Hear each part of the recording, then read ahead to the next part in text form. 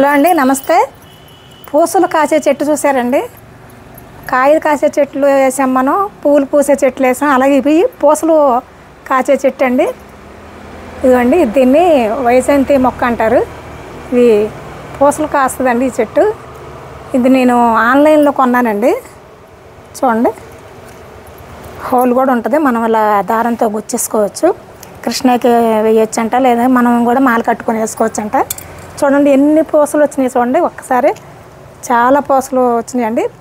ఇది నేను ఆన్లైన్లో కొన్నప్పుడు నాకు చాలా మొక్కలు నేను మోసపోయానండి. ఒక మొక్క అని చెప్పి ఒక మొక్క ఇచ్చారు. అయినా సరే నేను ఇది కూడా దేవుడి మీద భారం వేసి ఈ మొక్క కొన్నాను నేను. కానీ మొక్క వచ్చినప్పుడు చిన్న మా పిల్లకి ఇచ్చాడండి. ఇది నేను జొన్న కంకి మొక్క ఏమో అనుకున్నాను నేను. తీరా పూస వచ్చిన తర్వాత కూడా నాకు టెన్షన్ అయ్యేది, ఏది పూసేదా ఇది మనం అనుకున్నదా కాదా అని నాకు టెన్షన్ అయ్యేది.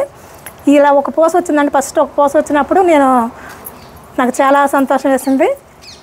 ఇది కరెక్ట్గా మా మొక్క ఇచ్చాడని. చూడండి, ఇది ఇప్పుడు సీజను లేకపోతే ఎప్పుడు ఇలాగే పోస్తుందో మరి నాకు అయితే ఐడియా లేదండి. ఇప్పుడైతే పూసలు అయితే చాలా ఉన్నాయండి.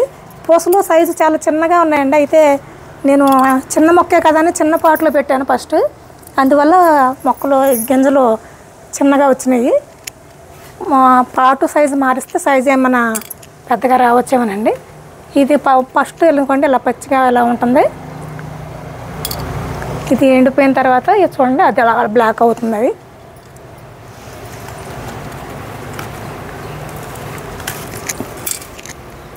ఫస్ట్ టైం కూడా చాలా పూసలు వచ్చాయండి.